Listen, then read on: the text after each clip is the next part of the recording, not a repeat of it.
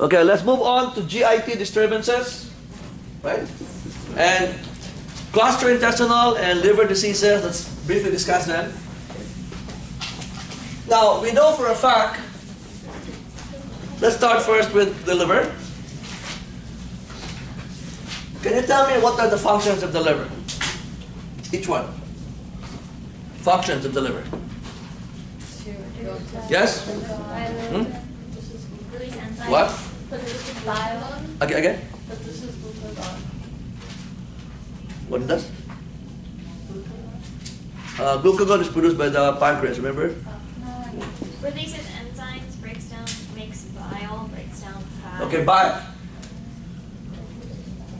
Production. What else? What? Okay, storage of food that you ate, which is absorbed in the liver. Detoxification. So storage of food like your proteins, carbohydrates in the form of glycogen, and fats, right? How? How is it possible for the food? Remember these? Now remember these. Is it on? I just want to be sure. Yeah. I might be talking for nothing. Okay. Now I know it's not fair because you had anatomy maybe a few years ago. Okay, very simple. The liver is here. Okay? What is the blood vessel that brings blood to the liver? Hepatic artery, right? So this is the aorta here. Hepatic artery, blood goes to the liver to bring oxygenated blood. How does the blood get away from the liver? Portal vein. Hepatic vein. Is it portal vein or hepatic vein? Okay, where does it go? Inferior what? Hepatic vein. Hepatic what? From where? Okay. Now what about the portal vein or the hepatic portal vein? What does it do? Does it bring blood to the liver or away from the liver? To portal vein. Now how is this vein formed? Two things. From the spleen. What is the name of the vein of the spleen? Splenic vein. Isn't that amazing? Don't you love anatomy now? What's the name of the vein of the spleen? Splenic vein. What about the superior mesenteric vein? What does superior mesenteric vein mean? It's the vein from the small intestine and the large intestine. Okay? So small part of the large intestine here. What about inferior mesenteric vein that goes to the splenic vein? Inferior what? Mesenteric vein. Okay? In fact, this inferior mesenteric vein has what we call hemorrhoidal what? Veins. Where do you find this? In the area of the rectum and the anus, hemorrhoids, hemorrhoidal veins. Now, there's also what we call esophageal veins that goes where? Esophagus. What do you call the veins here? Which they say it might come from the gastric veins, right? Gastric veins. Now, in patients with liver cirrhosis, what is cirrhosis? Scar tissue formation. Fibrosis or scar tissue formation, usually due to two things, either hepatitis infection, particularly B, or what? Alcohol intake. So is it good to drink too much alcohol? Yes, if you want to die. Because how many livers do we have? You destroy it, it's irreversible, it's damaged forever. The only choice you have is a liver transplant. Okay? Okay, now the question is this. In patients with liver cirrhosis or scar formation, because of hepatitis, viral infection, and these, guess what happens? This is scar, or fibrosis, fibrotic scar tissue formation. The blood in the portal vein is supposed to bring all the nutrients and all the blood from this organ, where? To or away? To the liver. In fact, 70% of the blood that goes here comes to the portal vein. What about the remaining 30%? From the hepatic artery. Basic anatomy and physiology. Okay, now, if there is scar formation here, what do you think happens? Can the blood enter the liver? The blood will backflow or backflow? Backflow. And the blood will accumulate in the portal vein. What happens to the blood pressure in the portal veins? High or very high? Very high. Is that what we mean by the word portal hypertension? Yes. Now, I hope you believe what I tell you. There's nothing you cannot answer in medicine and nursing if you know your anatomy and physiology. This is normal. It becomes abnormal with liver cirrhosis, as portal hypertension. Hypertension is due to the elevation of the blood pressure due to the what? Backflow of the blood, which cannot enter the liver. And guess what? It goes back to where it came from. It goes back here. You develop what is a varices or varix. Remember, like the varicose veins? There will be like enlargement of the veins. And guess what? Every time the hypertension gets worse, the blood pressure goes up. What happens to the varices? Bigger and bigger, and the wall becomes thinner. Can they burst? Yes. Or rupture? So how would you know? Tell me, how would you know? You're the nurse. Coughing blood. What? If they cough blood. Cough blood. Okay. Now I want you to re-examine your answer, my dear. When you cough, what organ is involved? Huh? Your lungs. Okay. Are we involving the lung here? So what is it? You see what I'm saying? I want you to be very focused on the answer. Isn't it vomit blood? Okay, you vomit blood. Because when you vomit, what organ is involved? Stomach and esophagus, right? I Okay. thought it was bruising. So basically, you have what? Hemoptysis. Hemoptysis. What is emesis? I'm not kidding. In the nursing board exam, you have to be fast. What is hemoptysis? Okay, coughing of blood means sputum. So you have to differentiate one from the other. Hemoptysis involves the lung. Hemoptysis means what? GI tract. You see the difference? And that is how you pass the nursing board exam. Can you encounter these words in your exam? Yes. As I told you, concentrate on the word that will kill your patient, bleeding. Okay? So not this. But this, yes. Because if you have ruptured esophageal varices, vomiting. Now, if they don't come out here to the mouth by vomiting, can they go to the stool? Yes. So what do you have there? Blood. Melena. What is melena? Black tar stool. It's called upper GI bleeding. What is upper GI? Mouth, esophagus, stomach, and the first half of the duodenum. What is lower GI? Anything below the duodenum, like jejunum, ileum, and lower large intestine. That's lower GI bleeding. Now, is it possible to have fresh blood in the stool? If the amount of bleeding is fast, that means the transit time, can you have fresh red blood stools? It's called hematochesia. Have you encountered this word? What is hematochesia? Cherry red fresh blood. Bad sign, bad sign. That means there's so much bleeding here. Can this also be found in lower GI bleeding, like bleeding hemorrhoids? Or ulcerative colitis? Remember the word ulcer? Colitis? Yes? Do you understand, class? Okay? So bottom line is that you need to understand this. Why is it happening to your patient? Is that clear? You understand? Okay, what else? So this is what it means by portal hypertension to liver cirrhosis. Now, aside from these, what else does the liver do? Clotting what? Factors, right? Are produced by the liver. So if a patient has liver disease or liver cirrhosis, guess what?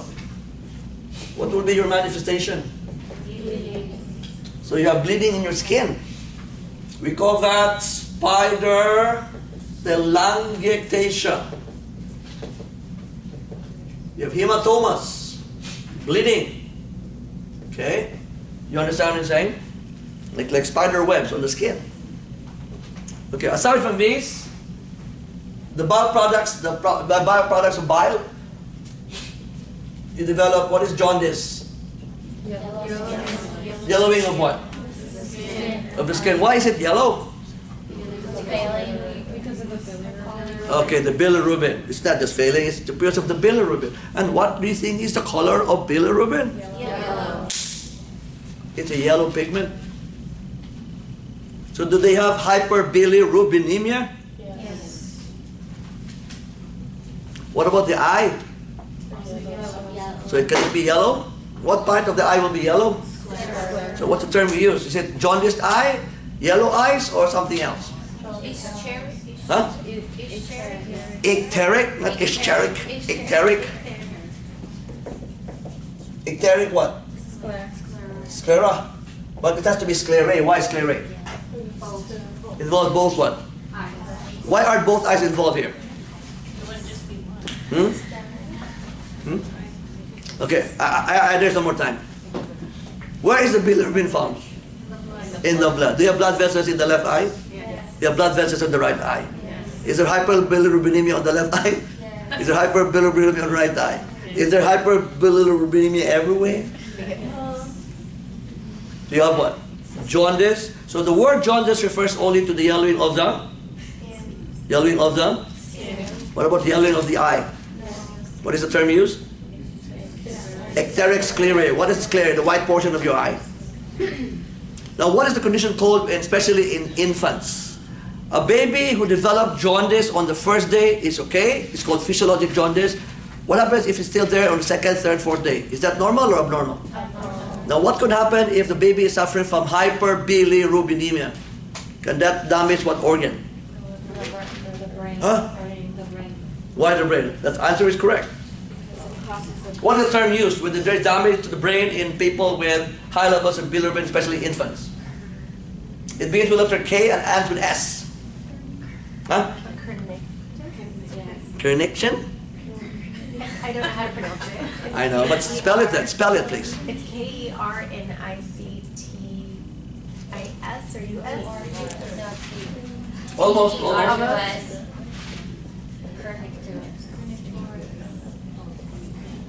Remember icterus? Icteric? Does it make sense? It makes sense, right? Cernecterus is damage that happens to the brain of these young infants and children because of high levels of what? We put them in the blue light or sunlight. I remember I used to do that with my kids. I bring them under the sunlight, although they have no jaundice. Can that help? Brings back memories of my youth, you know, when I was a medical student. The children with jaundice, we put them in what you call Bailey light, and they put them to this special contraption. But we need to find out why is the bilirubin levels in these patients high, especially children or infants. Usually it's due to problems where? Liver and gallbladder, pancreas, sometimes the bile duct, there's something wrong with them. Okay, do you understand, guys? So the bottom line therefore is this. I don't have to go into nursing intervention and treatment intervention here. If this is going to lead to liver failure, the only hope you have is a liver transplant. Is it expensive or very expensive? Very expensive. So continue drinking alcohol so that you need a liver transplant. And if you need one, I can give you my phone number. I have a classmate in medical school as a liver transplant surgeon in Thomas Jefferson in Philadelphia.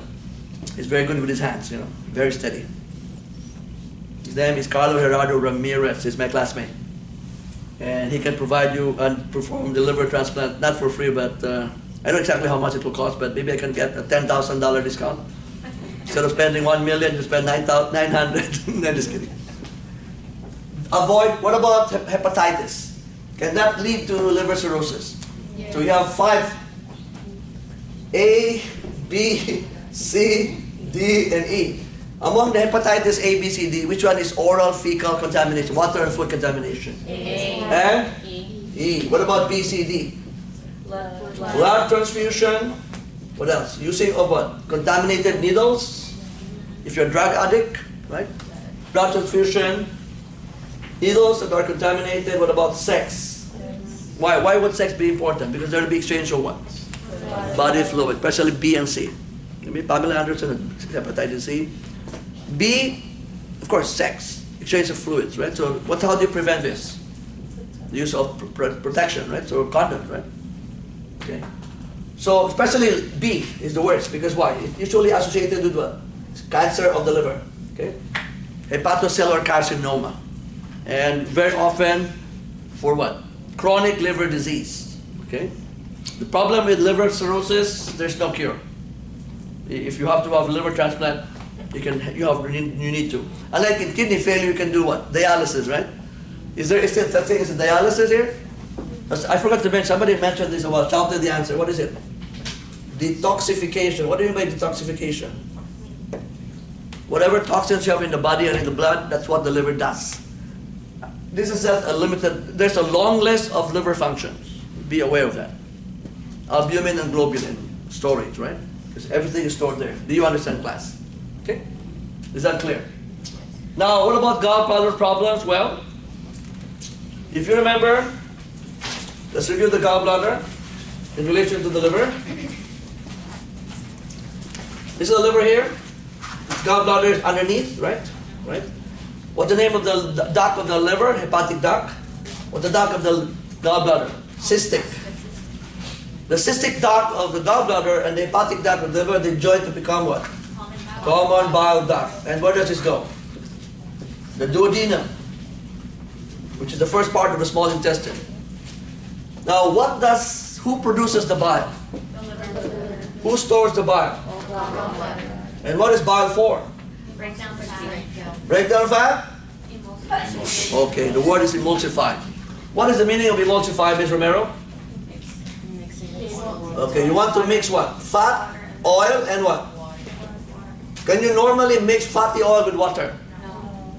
You don't? Will this help allow the mixing? Yes. Okay, what will actually digest the fat?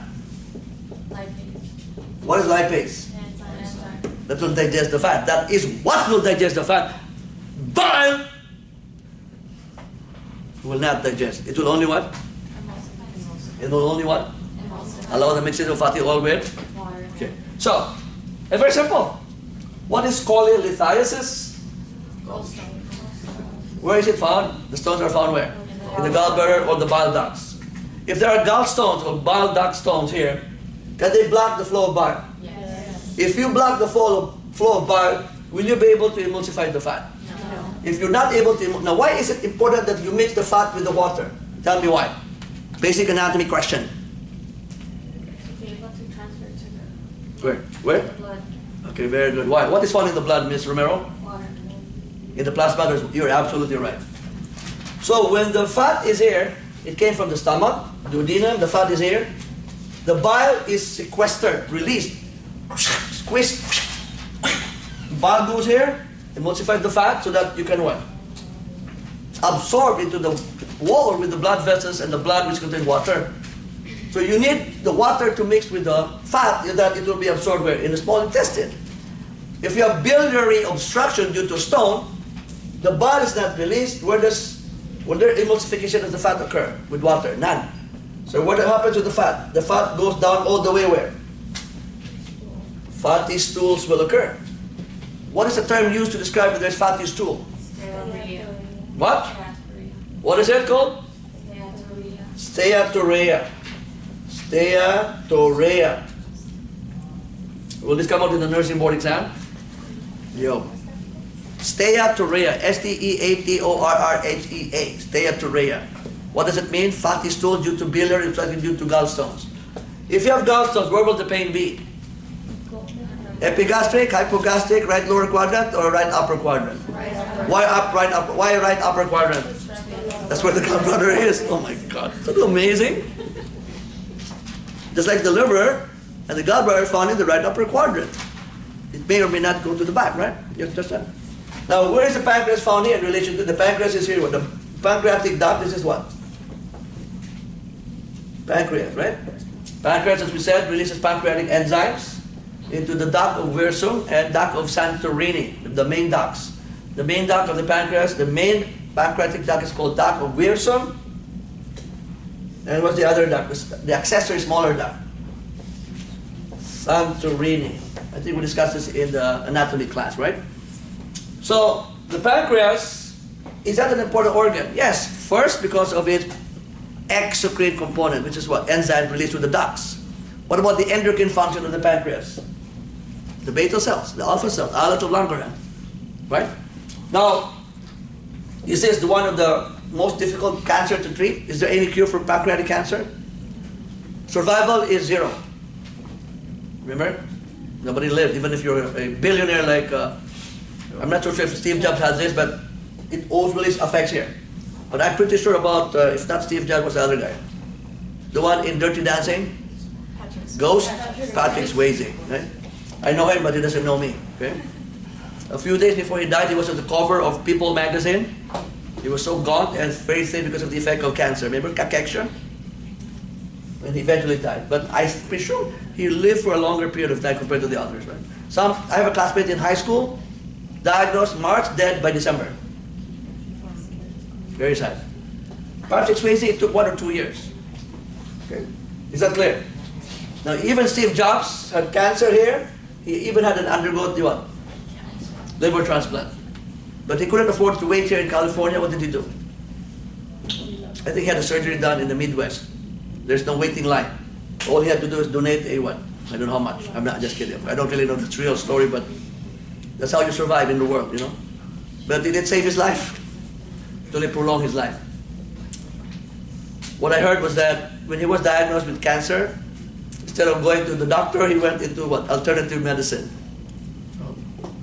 That's your option. And apparently, this is the thing about gallbladder and pancreatic diseases. Now, have you heard of hemorrhagic pancreatitis? Hemorrhagic pancreatitis means it's inflamed. Can the enzyme get out there? Can it damage all the organs around the abdominal cavity? Can that kill you then? So some people develop hemorrhagic pancreatitis when this becomes inflamed, and this usually happens during sleep. In Asia, like Japan and the Philippines, Malaysia, Indonesia, a lot of people die in their sleep. They don't realize that that is what? Due to what? Hemorrhagic pancreatitis. Can you imagine if this is inflamed? The enzymes are very powerful. They're called proteolytic. They can destroy all the proteins here. Around here, all the organs will be destroyed, eaten up by the enzymes. Can that be fatal?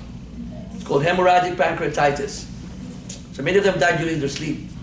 Sleeping disorder, but it's that. It's a hemorrhagic. How do you know the patient is suffering from hemorrhagic pancreatitis? What blood levels are you going to look for? Elevated what? Okay, lipase, amylase, because it's a pancreatic enzyme. Isn't it amazing? Elevation of the pancreatic enzyme, lipase, and amylase, right? Now, in gallbladder stones, why is it dangerous if you do not remove the gallstone? Perforation. Okay, very good. So this becomes inflamed, it gets bigger and bigger, develop gangrene in the wall, it perforates, guess what? You end up with what? Peritonitis. So what started as right upper quadrant pain become what? Generalized pain when you have peritonitis and sepsis, septicemia.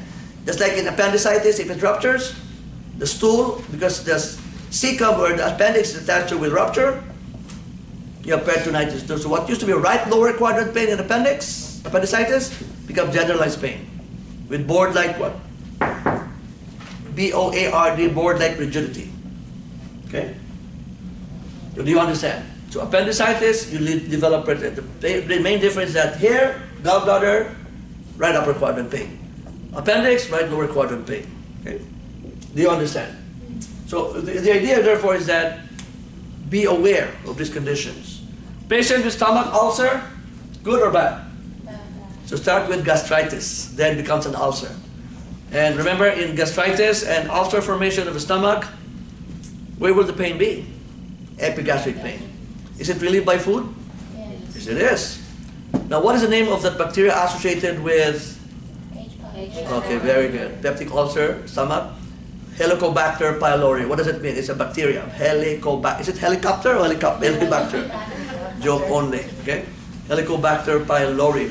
Where do you think is this bacteria found? In the pylorus or in the pylorus? And what is the pylorus of the stomach found? Hmm? Huh? Yes? What? Yeah, it's part of the stomach. Where is it part? Front, beginning or at the end? The answer is end. What do you call the first part of the stomach? It's called, remember the cardiac sphincter? It's the first part. Sometimes also known as the lower esophageal sphincter. If the cardiac sphincter here is, this is the esophagus here, what is the purpose of the cardiac sphincter? To prevent what? Or regurgitation or reflux. If the cardiac sphincter is not working, can you develop gastroesophageal reflux disease? Yes.